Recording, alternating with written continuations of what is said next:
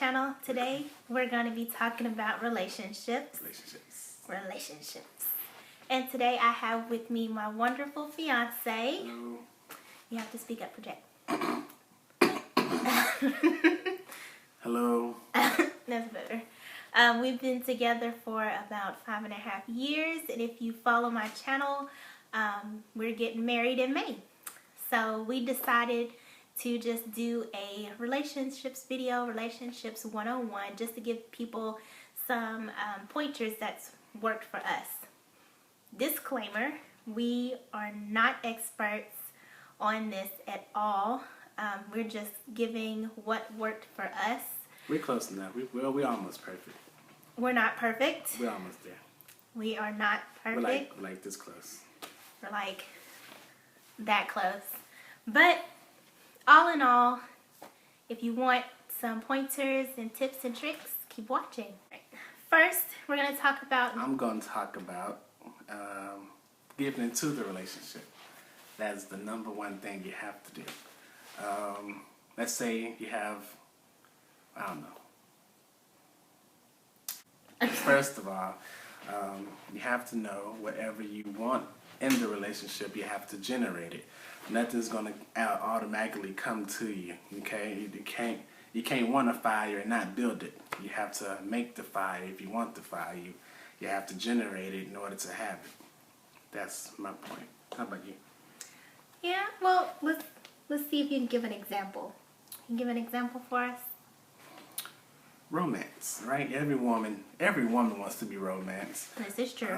You Wine have and to dine. wine and dine. You have to create it. You have to bring it into existence because you love somebody and you think about them. You know, boom, romance not just gonna pop into the room. You know, you have to be romantic. You have to give into it to get it. Yeah, and romance doesn't have to be anything Expensive. Yeah, expensive. Some of the stuff that we've done, since we live in South Texas, we're very close to the beach. It's like 30 minutes away. And one day we'll wake up, let's go to the beach. And we go to the beach, spend all day on the beach, just have a picnic, just be with each other. So it doesn't have to be romantic. I mean, it doesn't have to be expensive in any way. So if you think about, you know, being romantic and like, oh my gosh, I can't afford to do it, you know, every single day or every other day, you just have to be creative with it. Especially coming from us, we were together in college. So question, are you talking to the guys or to the ladies? We're talking to both. Mm-hmm. Guys and ladies. Mm-hmm. Mm-hmm. Mm-hmm. Got it? We here? Yeah. Okay. So, when we were in college, I mean, we didn't have any money to go down the street.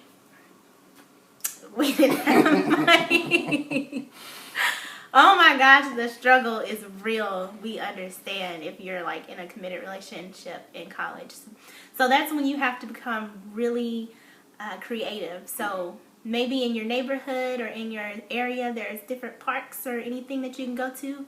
Those are free. You can spend a beautiful afternoon in the park and just pack a picnic. Art shows, I don't know, something.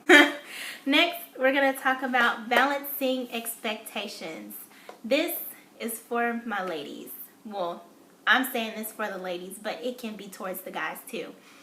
But ladies, your man that you're going to find or the man that you have is not going to be your Prince Charming. They're not going to have all the qualities or... they're not going to have all the qualities that you might think that you want in a man. Those qualities might change when you're in the relationship. So just don't get so tied up with the fantasy life. So it's okay if you have a really good guy that has all of the qualities, but 3. I mean, you don't have to swat the relationship away because he doesn't meet up to all the qualities that you want. So 80% is still a B. It is. What's that saying? The 80-20 rule? Anybody saw any? No? Okay. So the 80-20 rule is you have a person that's 80% what you want and need. That's the best. Well, I won't say that's the best that you're going to get. That's close. But it's very, very close. And then sometimes the 20% comes around looking better than the 80. So you just need to balance out your expectations and balance out what you want to, how can I say, filter out the 80s from the 20s. So that's that. Next, I have a question for you, babe. For you. So, is a relationship just based on love? Yes, it is. Okay, That's why? the most important thing. It's the only thing you have to worry about. Okay, explain. You have to explain that. I'm gonna let y'all in on the guru. Okay, my guruness. Say you have a garden, right? You have a garden. In this garden, you want to fill it with roses, right? Okay. Like love, this garden is sacrificial, right? You have to give things to this garden in order to blossom roses. Water, love, time, patience, light. You have to sacrifice these resources in order to generate this garden, right? No, it takes these different parts to get this garden to going, but the most important thing in the garden is the roses. It's the garden itself, right? The water is needed, but it's not the most important part, right? Sunlight is needed, but it's not the most important part. The important part, the whole purpose of the garden is the roses, right? In a relationship, the whole aspect of the relationship is love.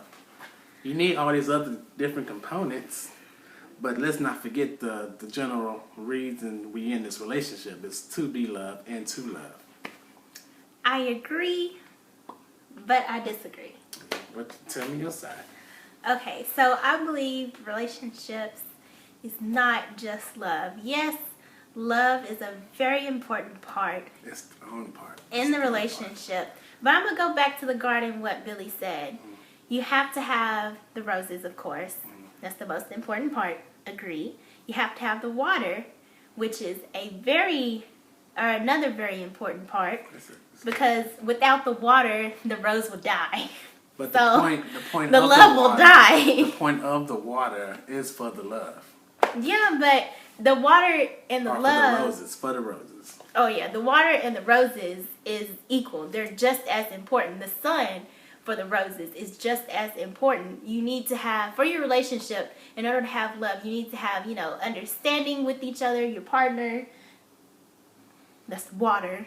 You have to have so many other components to make the love grow and cherish. You just can't say, oh, we're in love.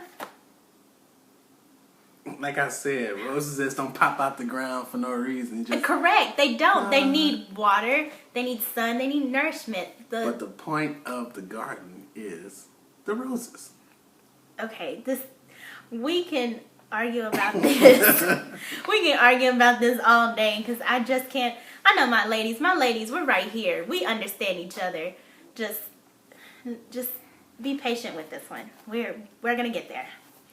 And no, y'all need to catch up. I'm already there. Y'all need to catch up. I can teach y'all.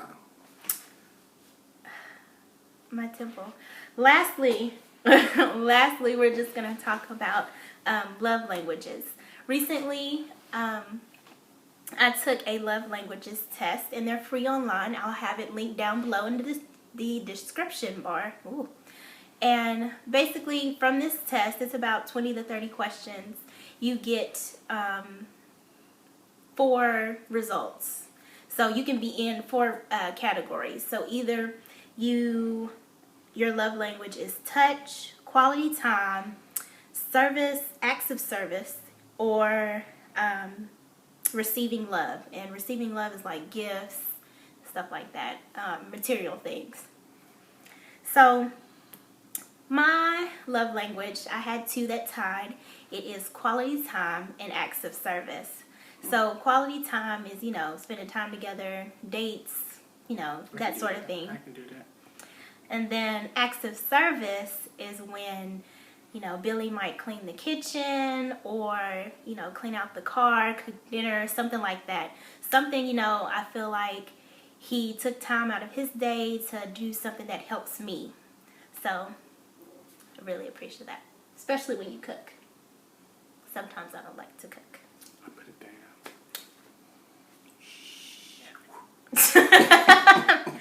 And Billy took the test as well. What was your love language? Quality time. That's it? He only had one? Just the one. Okay. So, well, at least both of our love language that we have in common is quality time.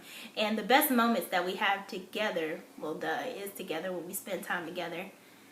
Doing random stuff, going to the beach. Art museums. Art museums. Plays. Ever went to a play? We're going to go to a play. Okay, resolution right there, going to a play. We do want to do more like, what do you call? Antiquing? No, well, yeah, we want to do more antiquing, but the arts, we want to get more involved with the arts. So seeing plays, productions, any kind of musical production, stuff like that. Hopefully we can go to an opera. We'll work on it. We'll work on it.